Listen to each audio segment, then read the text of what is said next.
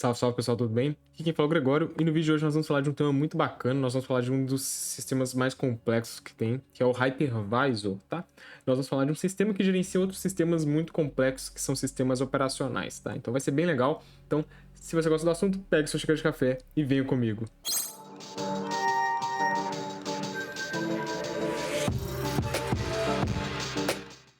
Olá pessoal, antes do vídeo eu quero convidar vocês a ouvir o meu podcast lá no chimpsandchimps.com, lembrando que também está na maioria dos agregadores por aí. Nós falamos um pouco sobre a interação da tecnologia com outros campos do conhecimento e também sobre o estudo e também a vida acadêmica. Então dá uma conferida lá, o link está na descrição, beleza? Vai lá. Então, esse tema ele é muito legal, então nós vamos falar aí sobre hypervisors, tá? Ou hipervisor. Esse é o termo em português mesmo, bem aportuguesado, né? Hipervisor, que supervisiona, então, máquinas virtuais. O que é um hypervisor, né? O hypervisor, então, ele é um software que gerencia, manipula, cria, controla, também é um bom termo, e faz, então, a ponte entre um hardware e uma máquina virtual, tá? Então ele cede recursos a uma máquina virtual à medida da demanda. Ele faz esse papel, tá? Então ele faz um controle de hardware também para máquinas virtuais. Isso é muito importante de frisar, que ele não só cria e gerencia e as máquinas aleatoriamente vão usando recursos disponíveis de hardware. Ele gerencia, ele faz esse processo, ele usa filas e tudo mais. Ele também podemos chamar ele de VMM, que é Virtual Machine Monitor, que é um monitor de máquinas virtuais, tá certo? Então, basicamente, isso é um hypervisor. Então, vocês já devem ter visto um monte de programas na cabeça de vocês que remetem a um hypervisor, tá? E a gente tem alguns termos bem legais aqui que a gente tem que deixar bem claro. A gente tem um Gust, Host e VM, tá? É bom diferenciar isso aqui. O Host é quando, então, a gente tem um hypervisor rodando aí no hardware físico, né? Então, a gente chama ele de Host, tá? Então, Host basicamente se refere a um hardware rodando um hypervisor. VM é o software que está executando o sistema operativo que executa e solicita recursos de hardware ao host, tá? E a gente tem outro termo também que é o Gust. Por favor, diferenciar Gust de VM, não é exatamente a mesma coisa. Marcas que são máquinas virtuais que executam em um host. Pode ser qualquer coisa, não necessariamente sistema operacional. Tem outras coisas que executam sobre um hypervisor, inclusive outro hypervisor. Não existe por que não você executar um hypervisor no hypervisor. Teoricamente é possível, tá?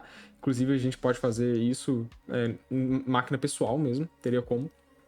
Mas essa é a ideia de diferenciar VM de Gust, porque você pode ter outros tipos de hospedeiros, né, hospedados, além da própria máquina virtual. A máquina virtual, basicamente, quando a gente se refere a um hospedado, né, que tem um sistema operacional rodando, tá? Um Linux, um Windows, seja o que for. Então aí sim, ele é uma máquina virtual mesmo, tá certo? Só essa diferencinha, mas na prática a maioria dos VMs são também hospedadas, tá?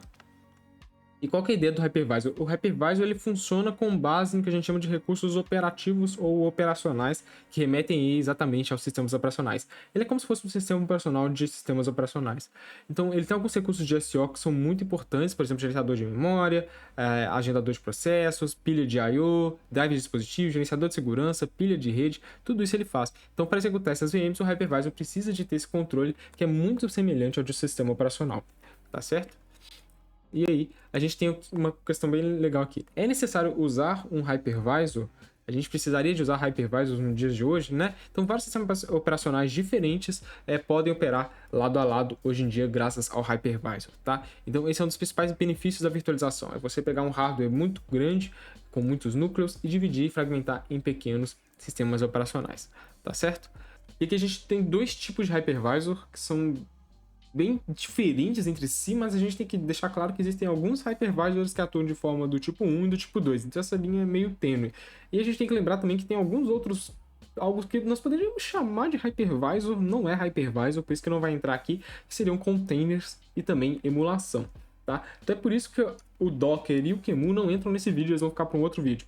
Teoricamente eles não são hypervisor, mas eles fazem um gerenciamento de processos da mesma forma, então é uma linha tênue, tá? Então, mas vamos focar no clássico, né? Então a gente tem do tipo 1, a gente tem, por exemplo, KVM, Hyper-V, a gente tem o vSphere, né, da VMware, se não me engano, o Xen, o Citrix, XPNG, e um hypervisor de tipo 1, ele também é chamado de Bare Metal, tá? Vocês vão ver esse termo aí, ele é bem legal, porque ele é executado diretamente no hardware, não tem mais nenhuma camada de abstração, tá? Então é bem legal porque ele tem um desempenho muito maior, tá? Então a máquina virtual já é programada diretamente no hypervisor, diretamente no hardware, né? Então ele é mais performático. Então a gente encontra ele em servidores, data centers e ambientes corporativos. E a gente também tem o tipo 2, que seria o VirtualBox, o VMware Workstation, que a gente baixa, né? Aquele que a gente baixa para sistemas operacionais normalmente, o Parallels que a gente vê no macOS e também o Vive do BSD. Então a gente tem aí o que a gente chama de hypervisors do tipo 2. Esses já executam em cima de um sistema operacional e fazem chamadas diretas a um sistema operacional. Então, assim, é uma camada mais de abstração, porque você tem que chamar o sistema operacional vai chamar o hardware, tá? Então, no outro caso, basicamente, você chamava o hypervisor chamava o hardware. Então, você vê que a gente tem uma camada a mais de abstração. E, assim, esses têm algumas vantagens e desvantagens, tipo 1 e tipo 2, a gente vai olhar mais pra frente, mas, basicamente, o tipo 2 é encontrado em ambiente doméstico, universidades e também em ambiente de desenvolvimento. Quando você quer testar uma aplicação em um outro ambiente ali do que você está trabalhando, né? Você está programando no Linux, quer ver como é que vai rodar no Windows, você abre uma VM e testa, tá? Seriam esses, basicamente, os usos principais onde a gente encontra hypervisors do tipo 1 e do tipo 2, tá? E aqui a gente tem uma imagem bem legal, que a gente tem, por exemplo, o tipo 1, a gente tem ali o hardware, né, os recursos de hardware diretamente, o hypervisor por cima, então, os sistemas operacionais. E já no caso dos tipo 2, nós temos a parte dos recursos de hardware, o host, né, que é o sistema operacional que está rodando ali, um Linux, um Windows. Aí sim a gente tem um hypervisor, que vai ser um VirtualBox da vida. Depois nós temos sistemas operacionais e aí as aplicações. Então a gente tem mais uma camada muito grande de abstração, né? Então, é por isso que a gente perde tanto desempenho usando máquinas virtuais, digamos, do tipo 2, né? Hypervisor do tipo 2. Não fica tão performático assim. Mas a ideia do hypervisor do tipo 2 é muito interessante, que ela abstrai os recursos do sistema operacional que está hospedando ela, tá? E aí ele faz chamadas diretas. Então, assim, é bem interessante, né? São várias camadas de abstração, mas tudo funciona até que bem, né? Se você parar pra pensar, tem mais chance de dar erro, mas funciona legal, né? E aqui é claro que a gente tem alguns pontos sobre cada tipo de hypervisor, tá? Primeiro, a performance é inegável que um hypervisor do tipo 1 ele é muito mais performático do que o do tipo 2, exatamente por ter acesso direto ao hardware, tá? Não tem como negar isso exatamente por essa camada de abstração, assim como a gente vai ver em algumas linguagens como o Java, que usa uma JVM, e a JVM é uma máquina virtual, está rodando em cima do sistema operacional e fazendo exatamente esse papel de abstrair os recursos do sistema hospedeiro para poder executar o Java. Então você tem uma linguagem mais pesada, mais lenta, que necessariamente é menos performática do que qualquer outra linguagem que faz então a tradução direta para o hardware, né? E vai só usar o sistema operacional como chamador, né? Que é o caso de uma linguagem compilada e até mesmo de algumas interpretadas, tá? Então, assim, sem sombra de dúvidas, esses casos que a gente não tem como negar que o hypervisor do tipo 1 ele é mais performático sempre, sempre, é o padrão. A não ser que o hypervisor do tipo 1 seja muito ruim, ele vai ser menos performático, mas o que eu tô falando é tipo, se ele for um hypervisor construído na mesma qualidade do hypervisor do tipo 2, o do tipo 1 vai ser mais rápido, tá? E a instalação, é claro que a instalação do tipo 2 ele é muito facilitada, mas é muito mesmo. O hypervisor do tipo 1, geralmente a gente precisa de outra máquina que vai funcionar como um endpoint que vai fazer o controle do hypervisor do tipo 1, ele vai mandar os comandos para o hypervisor do tipo 1 de criação e tudo mais, porque geralmente você tem uma linha de comando, uma interface de comando no hypervisor, mas para facilitar você geralmente usa uma máquina externa, tá? Muitos hypervisors, eles permitem subir um sistema operacional ao lado, ou seja, você tem um hypervisor e você tem um sistema operacional tipo um dual boot de hypervisor com sistema operacional. Só que isso não é recomendado porque em questão de segurança, não é tão legal você ter um sistema operacional rodando ao lado de um hypervisor, porque aí você criou duas camadas onde pode ter acesso, né? Antes você só tinha uma, você tinha um hypervisor, agora você tem um sistema operacional que tem acesso ao hypervisor, então fica um pouco mais complicada a sua situação. Então você perde um pouco daquela questão de ter apenas um ponto de acesso, né? Então reduzir as camadas de acesso de segurança. Então não é tão legal assim, mas é possível. O caso do Hyper-V, se eu não me engano, ele permite, o Zen permite fazer isso. E na parte de controle, é claro que todos os hypervisors podem ser gerenciados por linha de comando, principalmente no tipo 1. E o tipo 2 geralmente tem interfaces gráficas, mas também podem ser gerenciados por linha de comando, sem maiores problemas. Então isso aí varia, tá? O controle geralmente é mais fácil no tipo 2 por causa da interface gráfica, mas também é possível de fazer algumas implementações usando interface gráfica no do tipo 1 se você usar uma máquina externa, né? Você usar, aí, como eu falei, uma máquina externa para fazer o acesso ao hypervisor do tipo 1. E aí a gente tem algumas facilidades que claramente do tipo 2 é muito mais fácil de mexer, né? Muito tranquilo. Você pode subir vários sistemas operacionais simultâneos, né? E assim, é bem tranquilo você testar sistemas operacionais e tudo mais. Mas se a gente for levar para uma facilidade a nível de corporação, claro que o hypervisor do tipo 1, ele é muito, muito superior também em facilidade. Então, nesse caso, a facilidade é muito boa para ambos. Ambos são muito fáceis. E em segurança, é claro que o hypervisor do tipo 1 ele é mais seguro, principalmente porque a gente vai ter só uma camada ali que está fazendo acesso direto à CPU, tá? E assim, ele é mais confiável. Em tipos 2 a gente tem alguns problemas, inclusive eu vou mostrar mais para frente, de processos que usam de rootkits, por exemplo, para explorar vulnerabilidades dos hypervisors do tipo 2. E assim, a gente tem realmente acesso a alguns problemas, né? Porque se a gente invade também o sistema operacional em que está rodando o hypervisor do tipo 2, a gente tem acesso ao hypervisor do tipo 2, né? Bom, isso não é bem uma falha, é mais... É esperado, né? Porque se você tem um sistema operacional ali, um Windows, você está rodando um Linux, se você explora as vulnerabilidades do Windows, você automaticamente consegue ter acesso, por exemplo, aos processos, você consegue acessar, então, o processo do hypervisor do tipo 2. Então, você vai ter acesso ao VirtualBox e, consequentemente, acesso aos sistemas operacionais executados por ele, tá? Então, esse aí é um problema de segurança dos hypervisors do tipo 2. Mas virtualização é mesmo necessário? Olha só, virtualização é sempre uma questão muito legal, ela foi amplamente discutida e hoje ela é amplamente implementada, tá? Então, assim, a mídia divulgou muito isso, falou muito sobre isso há uns tempos atrás e hoje é o padrão comercial, tá? Porque a gente tem muitas vantagens. Primeiro, o custo. O custo ele é muito reduzido, a segurança é aumentada e a gente também tem uma questão de custo de hardware. Pensa comigo, em ambientes não virtualizados, cada pessoa teria que ter um servidor, correto?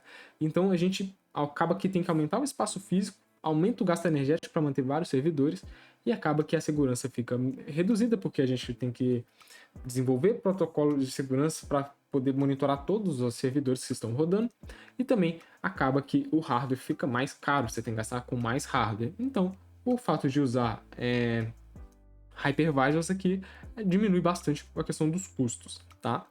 Outra parte bem legal é a parte de controle. Então você tem atualização, clone de máquinas virtuais e testes muito facilitados. Então considere que a gente tem uma atualização no sistema operacional, você pode simplesmente clonar uma máquina que está rodando agora, testar a atualização nela, ver se rodou beleza, se rodou beleza, você atualiza todos os outros sistemas operacionais do mesmo tipo, rodando no hypervisor. Então facilita bastante essa parte aí de deployment, né? A gente tem outra questão do tempo aqui, né? Que, por exemplo, se der pau na máquina, a gente pode clonar todas as máquinas para uma outra máquina que tem o mesmo hypervisor funcionando e tudo vai funcionar normalmente.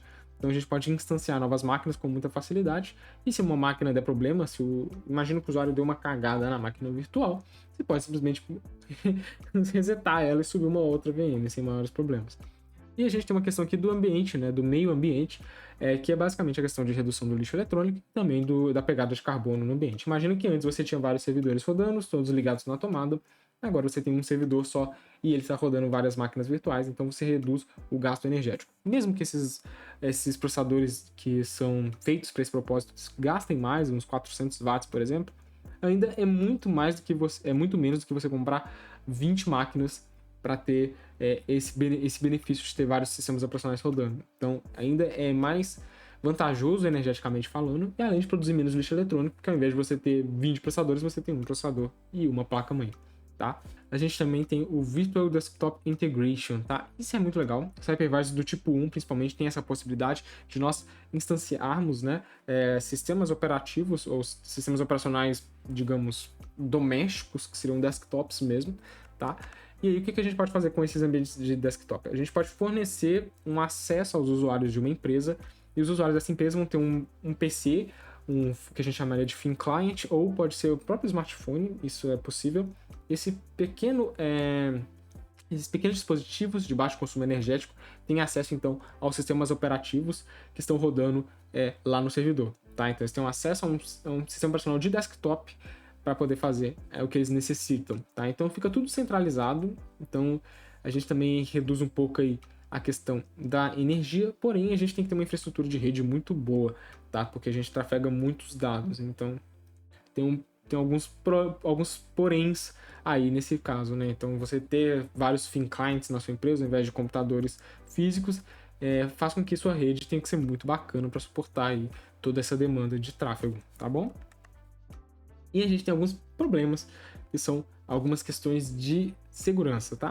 A primeira delas é o rootkits de ring-1, tá? Quando a gente fala de rings, né, a gente tem ring 0, que é ali o kernel do sistema, o ring 1, onde roda algumas bibliotecas, DLLs, o ring 2, que rodam já as aplicações do usuário, ring 3, que já é bem mais para cima, né? Na verdade, o ring 2, se eu não me engano, é o administrador, e ring 3, o usuário. Isso aí varia de sistema operacional para sistema operacional, inclusive, tá? Cada sistema operacional tem o seu tipo ali de organização ali, que a gente chama de rings, né? Que são os setores de segurança do sistema. -1 é o que está abaixo do sistema operacional. Aí, nesse caso, -1 é sempre, é o padrão, né? O que tem no -1 também aí varia. Mas vamos parar para pensar. Quando a gente coloca uma máquina virtual, ela está do tipo 2, ela está rodando sobre um sistema operacional, convenhamos que o ring-1 é ou a aplicação que está executando, né, ou o hypervisor em si, ou o sistema operacional. Então, as falhas estão relacionadas exatamente a esse intermédio entre o hypervisor e o sistema operacional que está hospedando. Ou, em alguns casos, sim, existem esses casos, ataques diretamente ao hypervisor, tá?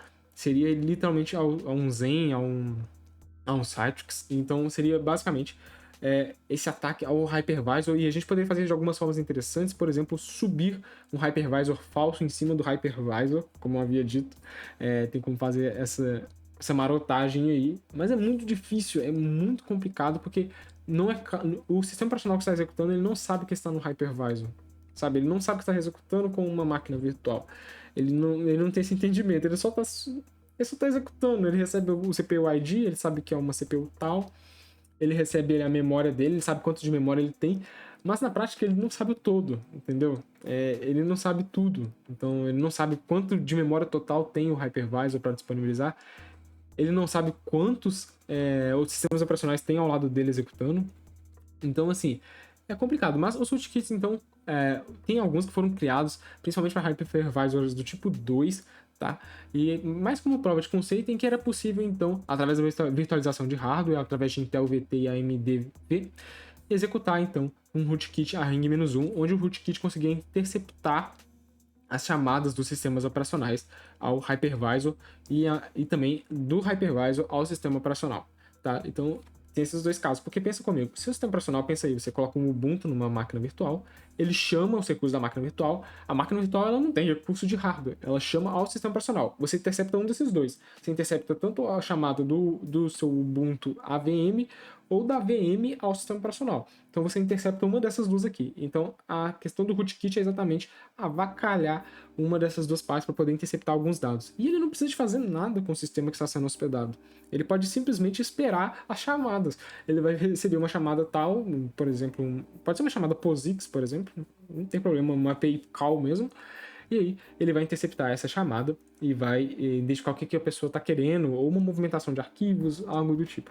Então, tudo isso aí é possível de se fazer através de um rootkit. Eu vou fazer um vídeo só sobre rootkits depois, é bem legal, é um tema que eu gosto bastante também. Mas tem uma coisa que é legal aqui que é bom citar, é que a única maneira possível de saber que você está sendo infectado é se você tiver uma variação na CPU, no tempo de resposta. Só que, cara, é tão difícil, eu até pus aqui, mas eu até ia pular, mas é tão complicado você detectar que a instrução da CPU, ela atrasou, ela teve um delay que você não esperava, porque aí você tem que rastrear muito tempo, o tempo médio das instruções e armazenar isso em algum lugar e verificar toda vez que rodar uma instrução zoada. E aí você vê, não, essa instrução aqui rodou com 30 milissegundos depois, né? Aí você fala, isso aqui agora parece que realmente eu estou sob ataque, né? Tipo, eu pelo menos eu não vi nada muito, muito implementável nesse ponto. Então, inclusive, implementar esses rootkits é um negócio muito complicado já, então realmente só tem que estar ciente que existe, e pode ser realmente um problema. E tem um problema ainda mais grave que é o que a gente chama de hyperjacking, né? O hyperjacking aí, ele realmente ele é foda, porque na verdade aquele outro era nos hypervisors do tipo 2 sabe? Tipo, geralmente é hypervisor do tipo 2. Esse aqui é hypervisor do tipo 1, tá? Então geralmente o que você faz? Você invade um hypervisor do tipo 1, seja um Zen ou seja lá um Hyper-V, KVM, e a ideia é exatamente fingir que não tá lá. Tá? É um vírus mesmo, a ideia dele é fingir que ele não está lá, ele só infecta e consegue monitorar todos os sistemas que estão rodando ali por cima. Como é que ele faz isso? Ele cria uma nova camada de abstração em cima do hypervisor. Ele pode tanto substituir o hypervisor original, que é um negócio bem complicado, ou ele pode criar um hypervisor em cima do hypervisor. Isso aí é bem interessante. Ele cria uma nova camada de abstração, os sistemas operacionais fazem chamadas a esse hypervisor fake, e esse hypervisor fake faz chamadas ao hypervisor, mas ele pode direcionar as saídas, né, ou as entradas para outros locais. E assim, é interessante como funciona, mas novamente é um negócio bem complicado, mas que se começar a ficar facilitado, né, ganhar corpo mesmo, pode ser um dos maiores problemas de infraestrutura de rede que a gente teria hoje em dia, porque basicamente tudo está rodando em cima de um hypervisor. Mas eu acho um pouco mais complicado, é um pouco mais difícil, né? Mas não quer dizer que é impossível, e principalmente aí que entra aquele problema que eu falei. Lembra que alguns hypervisors permitem rodar o sistema operacional em paralelo? Então, é mais fácil para você fazer essas manipulações no hypervisor de um sistema quando você tem um sistema operacional rodando do lado. Porque você invade esse sistema operacional, que geralmente a segurança ela é um pouco mais fraca, tá? Porque quando a gente está rodando, tá atacando um sistema operacional em cima de um hypervisor, você tem aquela camada de administração que é quase impossível de saber como chegar no hypervisor, porque você não tem noção de que você está rodando em cima de um hypervisor. Simplesmente assim. Para a máquina virtual, ela está rodando em cima do hardware, tá? Então, esse é o grande ponto. Então, quando você tem um sistema operacional mesmo, identifica que tem um hypervisor rodando em paralelo, você consegue tentar atacar ele com mais facilidade. Tá? Esse é um dos pontos aí. Bom, esse é um pouco mais sobre hypervisors, né? Falei um pouco aí de segurança também do hypervisor, que eu acho bem interessante. Que eu acho que é um dos pontos que mais pega, porque eu acho que a gente tem até costume de mexer com hypervisors diariamente, principalmente quem desenvolve, né? Mexer com VMs e tudo mais. Mas essa parte de segurança aí é legal, porque é tudo muito prova de conceito, sabe? É possível de fazer, existe uma coisa aqui e ali, mas nada muito séria ainda. Então é realmente um negócio para se explorar mesmo. E eu falo explorar em nível de vulnerabilidade mesmo, nós como usuários, forçar a barra para tentar ferrar mesmo, até porque assim a gente consegue reportar e melhorar, né? Porque a gente não quer que os sistemas operacionais que a gente está usando sejam atacados. Então, reportar falhas é sempre muito interessante, né? E eu vou ficando por aqui. Espero que você tenha gostado do vídeo. Não se esqueça de deixar um like, de deixar seu comentário e de se inscrever. Nos vemos no próximo vídeo e até a próxima.